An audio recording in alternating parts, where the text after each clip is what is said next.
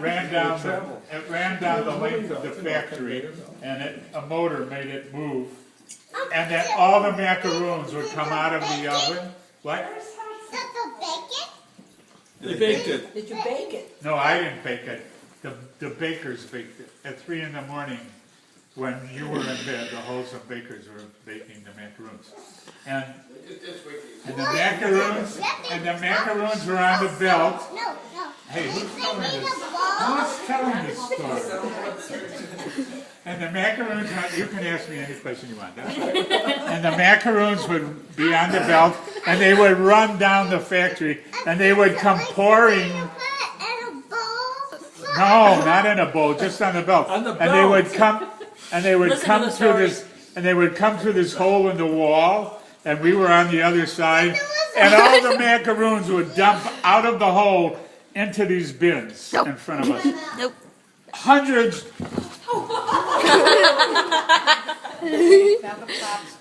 Hundreds and hundreds of macaroons would come flying out of this. My list. Hundreds and hundreds of macaroons would come flying out of this hole and fall into the bin. Okay? And then we had to pick up, thank you. And then we had to pick up the macaroons. We had to pick up the macaroons and put them in a box. I told you to drop. Did you wear gloves in those days? Did we wear gloves? No. And they lived. But we couldn't pick our nose. They told us we couldn't pick our nose. No. Anyway, Doesn't mean you didn't. Anyway, all these macaroons would come falling into this bin. And there was a bin with chocolate macaroons, and there was a bin with plain macaroons, and there was a bin with swirl macaroons. And there would be boxes in front of us. Are you listening? Are you listening? And there would be boxes in front of us.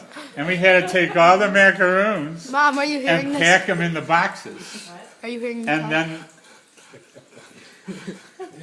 Bernie Pector would have vanilla, plain macaroons, and I would have chocolate macaroons, and Melvin Goldman would have swirl macaroons, and Bernie Stein was the tire. There was a machine.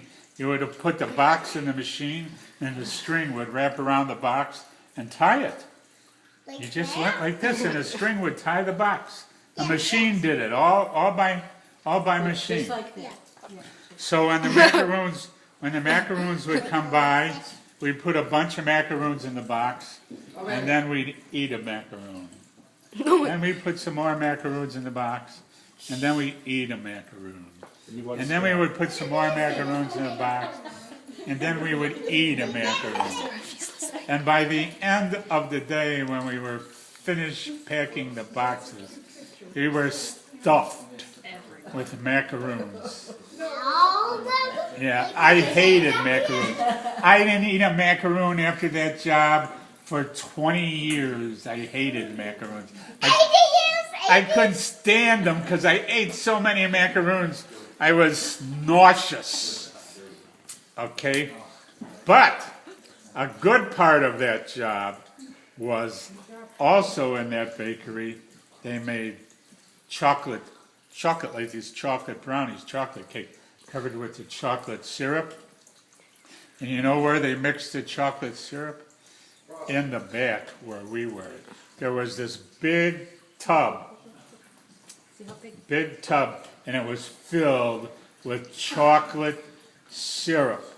And there was a big spoon that hung on a bar, and it would stir around in the tub, and stir around to mix the syrup, frosting for the brownies, mix the frosting.